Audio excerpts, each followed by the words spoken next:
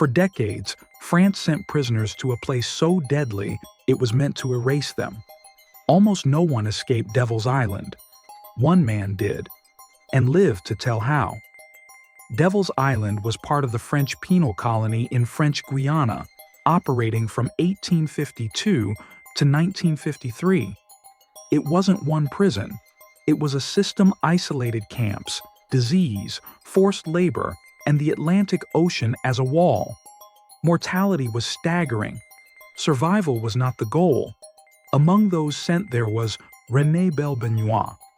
Belbenoît was convicted in 1921 for burglary and sentenced to hard labor. He arrived in French Guiana young, weak, and unprepared. What he found was a regime designed to break bodies and will. Malaria, dysentery, heat, hunger, guards who expected the jungle to do the killing for them. Prisoners worked in swamps and forests. Food rations were minimal. Medical care was scarce. Many died within months. Those who survived longer learned a rule quickly. Escape attempts were punished, but staying was worse. Belbenoît tried to escape repeatedly. Most attempts failed. Each failure meant beatings, chains, and years added to his sentence.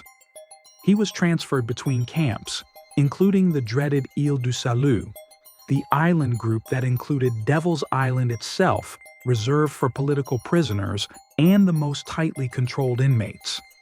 The ocean surrounding the islands was treacherous. Strong currents, sharks, no boats allowed.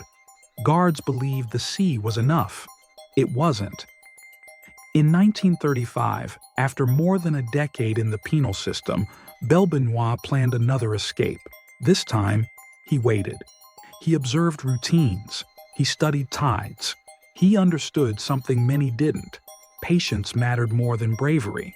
Using help from other prisoners and sympathetic locals, he slipped away from custody and reached the mainland. From there, he navigated through jungle and river systems, avoiding recapture. Unlike many who drowned or were caught and returned, Belbenoît kept moving. He eventually reached United States. There, he did something rare. He wrote.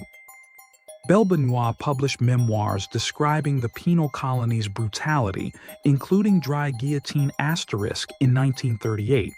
His accounts were specific, consistent, and corroborated by records and other survivors. Unlike later, more sensational stories, his writing did not romanticize the escape. It documented attrition, how the colony destroyed people slowly. The French government disputed some details, but never denied the core truth. The system was lethal by design. Public pressure grew. Journalists investigated. Former guards testified. By the mid-20th century, France began dismantling the penal colony. Devil's Island closed in 1953.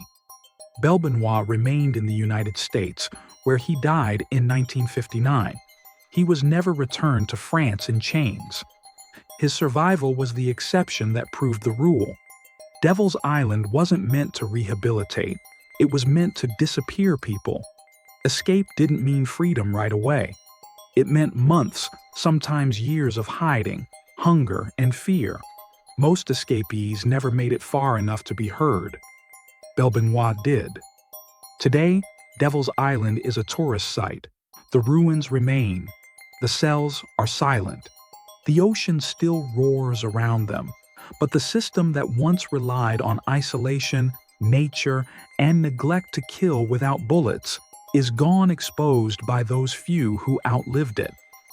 René Belbenoît didn't defeat Devil's Island with force. He defeated it by surviving long enough to speak. His escape proved a final truth. When a prison depends on silence to function, one survivor can bring it down simply by telling the world what it was built to do.